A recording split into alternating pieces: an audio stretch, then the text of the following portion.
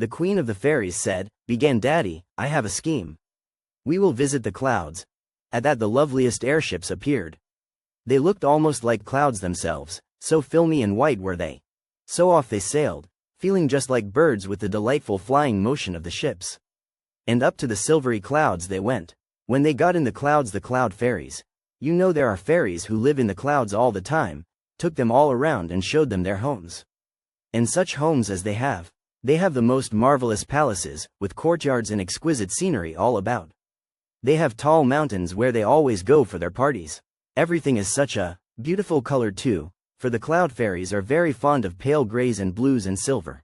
Then the fairies from the woods suggested to the cloud fairies that they should return their visit and come to Earth. "We would love to do that," said the cloud fairies. So off they began to fly from the clouds. They needed no airships, but do you know what happened? As they began to drop, great big drops of rain fell to the earth, and then the heaviest kind of a rainstorm began for the earth people. For of course when the cloud fairies move, the rain is not held anymore and it falls to the earth. But the fairies from the woods didn't mind, as the big trees always protect them, and the cloud fairies only let the rain fall where there were no trees. So the afternoon was one of greatest pleasure for both the wood fairies and the cloud fairies. "I have a true circus story to tell you this evening," said Daddy. "It's to be a strange story, because it is to be about a mother dog who looked after some lion babies." "A mother dog who looked after lions?" shouted the children. "Yes," said Daddy, "and you remember I said it was true. One time in the circus a mother lioness grew very, very sick. I am afraid she will not live," said the keeper.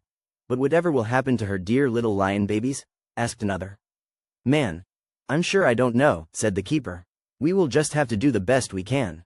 I have watched her with them a good deal and perhaps I can look after them. She is so fond of them," said the other man. "What a pity it is she can't live." The lioness seemed to know she could not live. Over and over again she kissed her little lion babies with her tongue. And when she opened her mouth, her great, cruel teeth could be seen, but the little babies didn't know their mother had teeth. So gentle was she with them.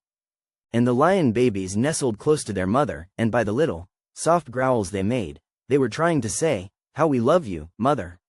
Your fur is so warm, so soft. You are so good to us, mother. How we love you." Illustration. So off they sailed, feeling just like birds with the delightful flying motion of the ships. Page 243 And then the lioness held them closer.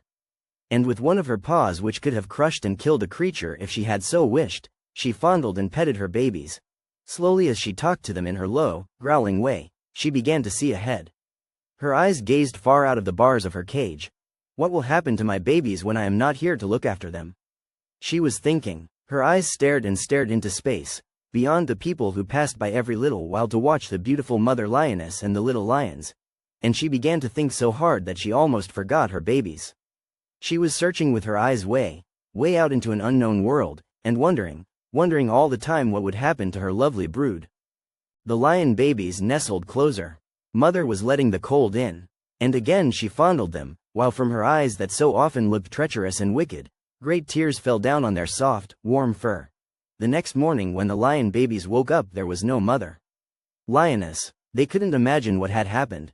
They saw the big man always around their cage, feeding them, talking to them in soft, kind tones, but their lovely warm, soft, furry mother, where was she? The day went on and still she didn't come. Oh, such miserable little lion babies as they were. The keeper did all he could for them, but he couldn't feed them anything to take away that queer feeling they had. For it wasn't hunger, it was loneliness. And the lion babies found that no food filled that place. But the next morning when the keeper came to look at the lion babies, there outside the cage was the big, woolly sheepdog. She was licking the paws of the lion babies and they were once again giving their low growls. When the dog saw the keeper, she jumped up and down as if to say, "Let me care for the lion babies." The keeper saw that the lion babies were quite gentle with the dog, and he seemed to know that they wanted to be together. So he let the dog in the cage. Day after day the dog stayed with the lion babies, except when she came out now and again for a run.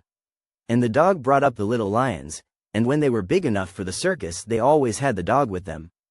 "A little dog," said Daddy, "was one of 5 beautiful puppies living in the country with a very proud and happy mother." But, sad to tell, it was not very long before the mother dog heard her master saying to a friend of his, "I simply cannot keep so many dogs. There is no room for them, not even here in the country. You see, I have as many animals now as I can possibly manage. Well, said the friend, I will take a puppy for you. I can keep one easily in our city house. There is plenty of room. I will take the little white one with the brown right ear. So the little dog named Max was taken to the city. He was dreadfully homesick, and one day when he was being taken for a walk led by a leash, he escaped. Such adventures as he had. He remembered the trip he had taken with his new master. First they had gone on a ferry boat across some water, and then on a train. So Max ran and ran until he reached the railroad station. He got through the gate when the guard wasn't looking, and he jumped up into the baggage car just as the train was pulling out. On and on he rode until he saw some water and a great boat, just like the one he had been on before. What should he do? Jump? The train was going fast, but it stopped where the ferry boats were. And so Max reached home and his mother, and somehow or other room was made for him by his first master. In a big city school, said Daddy, there were several thousand children. Pretty soon the school bell rang and all the children went to their different classrooms. They had not been there long when a great bell sounded through the school. It was different from the usual school bell which brought them to their lessons, and it filled them all with fear. The teachers looked frightened too, but they were all very quiet. March out, slowly, in single file, said the teacher of each classroom. There, a little faster, but no shoving. We must all see how calm we can be. It is only when we become frightened that there is danger. And in this way everyone tried to be calm, even though everyone felt so nervous. For the bell had been a fire bell, and they had all known it. Soon every single one of the children was out in the big courtyard, and they had at last reached the street. The teachers were all out too, for they had all kept their heads, as the saying is. We heard some people talking and they made us very angry, said the rain drops. They said, oh, it's raining cats and dogs. And we would never rain cats and dogs, never, never, never, at any time at all. The king of the clouds laughed hard. Well, do I remember when it used to make me mad when people said those things, he chuckled. People often talk in that foolish way. Whatever do they mean by it? Asked the raindrops. Nothing, nothing at all. Then they don't imagine we will really rain cats and dogs? Asked the raindrops. They know you really won't, said the king of the clouds. When they say that you are raining cats and dogs, they mean that you are raining very hard and furiously. But, Cloud King, said the raindrops, there were some other people and they said that it was raining pitchforks. Now can you imagine us doing that? We wouldn't rain pitchforks for anything. They'd hurt people and children and animals, and while we do love to splash and have our jokes, still we would never do anything mean such as rain pitchforks. Of course you wouldn't, said the king of the clouds. They say that in just the same way as they say it is raining cats and dogs. That also simply means it's raining very, very hard. So go back and play. And the raindrops were much relieved. 2 little pine trees had been planted by 2 big ones. They were so tiny, and the 2 big ones known as Grandfather and Grandmother Pine Tree were very, very tall, even for pine trees. We seem so tiny, said the little pine trees. Will we ever grow to be as tall as you are? And they tried to lift up their heads and see the tops of the big pines, but it was almost impossible. Listen, whispered Grandfather Pine Tree. You will surely grow to be tall, so do not get discouraged. And more than that, you will be happy. You will be awake all the time. You will see what I have seen each year. There will be snow soon, and then there will be the springtime, when the flowers will peep above the ground and will say a good morning to all the world, and the leaves will follow the blossoms on the trees. Then will follow the warm summer, and the children from the White House down yonder will bring old rugs and books, and will come up under us. They know we'll keep them cool. You must grow to be strong and tall, and you'll find that it's one of the most interesting of things in the world to be a pine tree. And most especially, to be a pine tree here on this hill overlooking the garden and the White House, where 2 children, a little boy and a little girl, are always happy, all the year around, just as we are, in the winter, spring, summer and autumn. And the 2 small pine trees decided they would try their hardest to grow and see as many lovely things as their grandfather and grandmother saw each year. Jack Frost and the Frost brothers, said Daddy, we're off for a good time. We'll have the most wonderful party, said Jack Frost. What will we do? Asked the Frost brothers. They were always ready to do anything Jack suggested, but they never thought of the things to do. First, we'll celebrate, said Jack Frost. What will we celebrate for? Because the wind has gone to sleep and we can do our work in peace. Oh, such work as we'll do. First you say we'll have a celebration, and then you say we'll work. Whatever do you mean, Jack Frost? I mean, he said cheerily, that we'll have both a celebration and that we'll do wonderful work too. For work and play are all the same to me.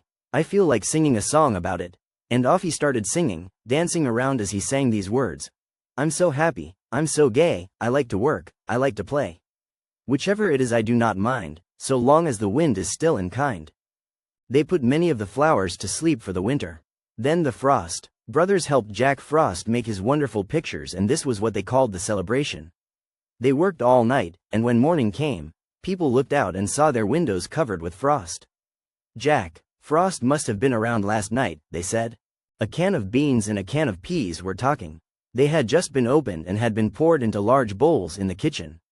Last summer, said the peas, a young man came from the city. He wanted to work in the garden, he said.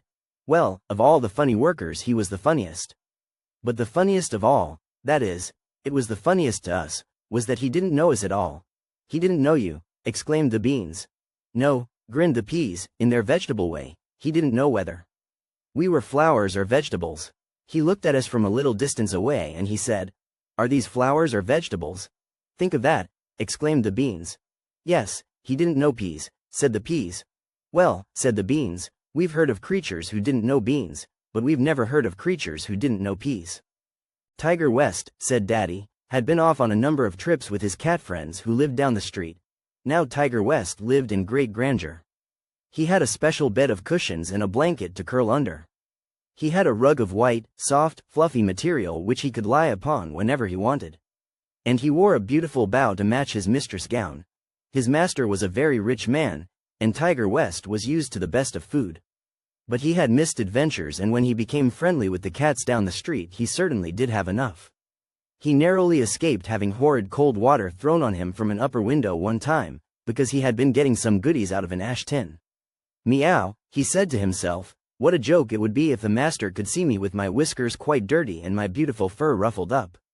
Well, I know how to make myself look like a gentleman cat when I am ready to go home. Days passed and Tiger West still went on trips with his cat friends. One day there was to be a meeting on the back fence of the cats of the neighborhood, and Tiger West was asked to be present.